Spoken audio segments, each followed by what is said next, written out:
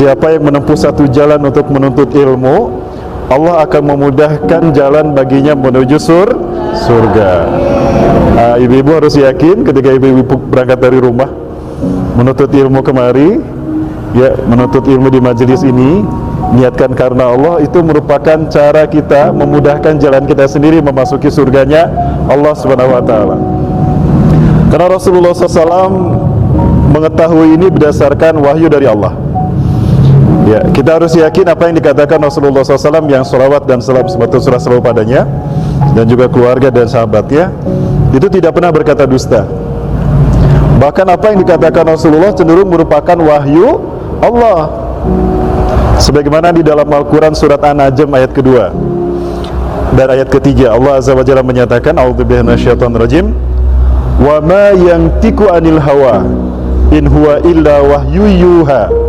Dan tidaklah Muhammad berkata-kata berdasarkan hawa nafsunya, keinginannya, tidak, melainkan wahyu yang Allah wahyukan kepadanya, yang Allah berikan kepadanya.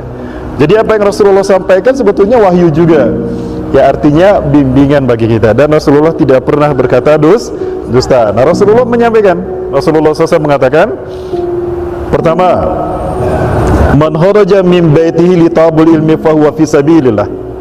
Barang siapa yang keluar dari rumahnya untuk menuntut ilmu, maka dia berada di jalan Allah.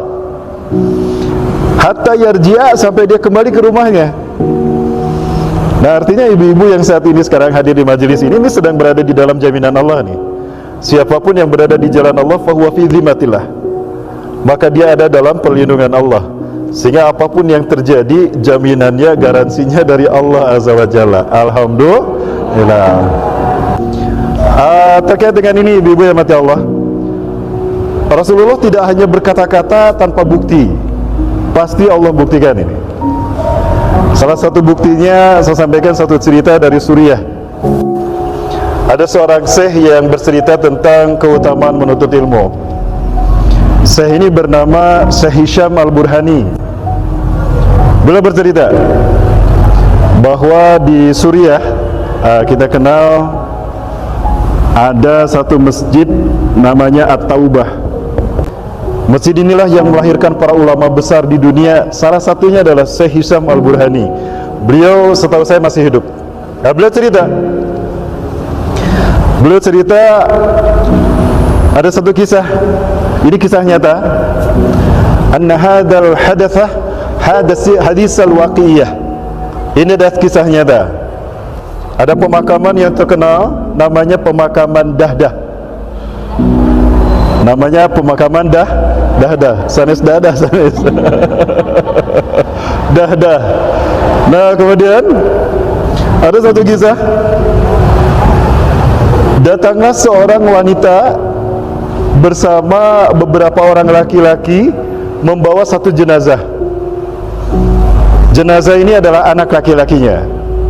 Dan yang mengantarkan tidak begitu banyak, hanya sedikit saja. Laisa ma'ahu kasirun minar rijal, qalilun faqat. Hanya sedikit saja yang mengantarkan. Kemudian fasa'ala al-haffar ayyuj'ala alaihi al-maqbarah. Maka wanita ini meminta kepada penggali kubur untuk dibikinkan kuburan. Tolong bikinkan kuburan untuk anak saya. Anak saya meninggal dunia.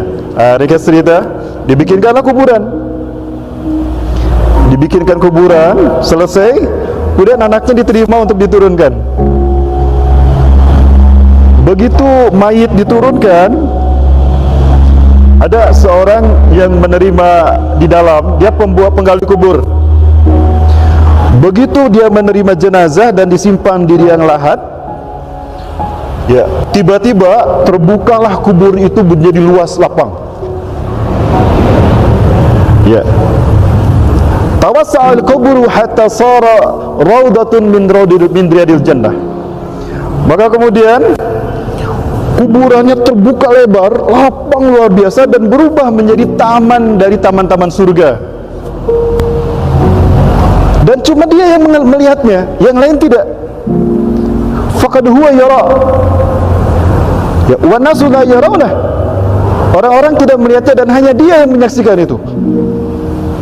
Dia melihat kuburannya berubah menjadi lapang dan luas, berubah menjadi satu taman dari taman-taman surga.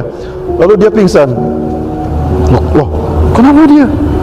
Orang-orang pada kaget karena si penggali kubur ini pingsan. Angkat dulu, sudah diangkat dulu dia. Dia diangkat ke atas, dibersihkan air, kemudian dia sadar. Setelah dia sadar, jenazah sudah dimakamkan, kuburan sudah ditutup. Ya.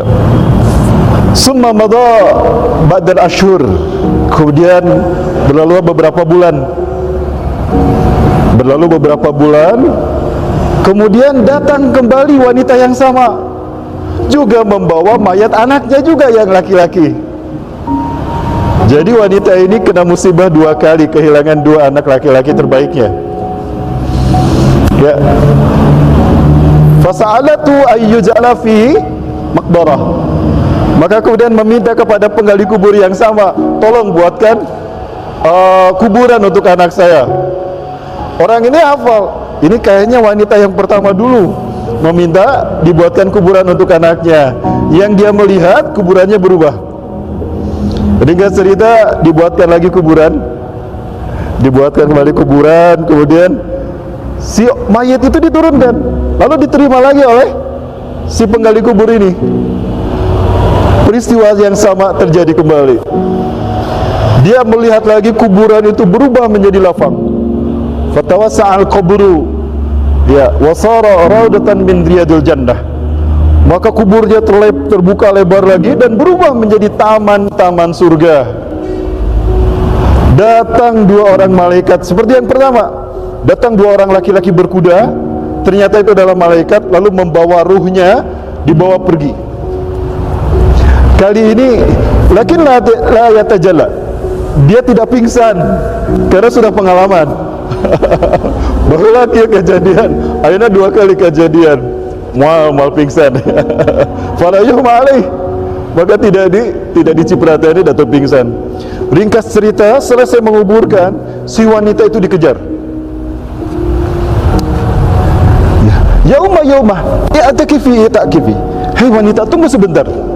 Mana anti? Siapa anda? Wa aina taskunin? Dan di mana engkau tinggal? Min aina ji'? Dari mana engkau datang? Si penggali kubur ini heran karena cuma dia yang melihat, yang lain tidak melihat. Ya. Maka wanita itu mengatakan, saya Fulanah binti Fulan. Saya datang dari sebuah desa ini. Saya kena musibah 2 kali. 2 bulan yang lalu saya kehilangan anak laki-laki saya, dan dia dikuburkan di makam ini. Dan Anda pembuat kuburnya. Dan yang barusan dimakamkan adalah kakaknya, anak saya, kakak dari yang pertama. Kenapa Anda bertanya begitu? Diceritakan oleh sang penggali kubur ini. Ketika saya menerima jasad anak ibu, tiba-tiba kubur ini berubah luas luar biasa dan indah dalam pandangan saya, berubah menjadi taman dari taman-taman surga. Maka saya pingsan karena saya melihat itu baru pertama kali saya mengalami seumur-umur saya jadi tukang penggali kubur. Usia beliau 45 tahun ke atas lah. Ya, di atas saya usianya. Seumur-umur saya menjadi penggali kubur, baru kali ini mengalami kuburan berubah menjadi taman surga. Datang 2 orang berkuda membawa pergi mayat ini, ya, dan itu terjadi 2 kali. Apa keutamaan dari 2 anak laki-laki Anda sehingga Allah memuliakannya dengan kemuliaan yang belum pernah aku temui sebelumnya? Menangis ibunya. Maka sang wanita ini menangis, kemudian berkata, ya Fulan, anak saya yang pertama adalah seorang penuntut ilmu, orang yang rajin menuntut ilmu.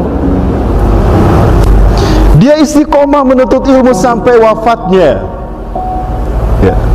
Nah ini ibu-ibu sekalian, keutamaan mereka yang menuntut ilmu, Allah muliakan di kuburnya seperti itu. Ibu-ibu yang rahmati Allah, kuburan adalah pintu memasuki akhirat. Siapa yang bagus di alam kuburnya, selamat di alam kuburnya, dipastikan di hari-hari berikutnya dia selamat sampai bertemu dengan Allah di surga. Siapa yang celaka di kuburnya, celakalah dia di hari-hari berikutnya sampai dia masuk ke dalam neraka.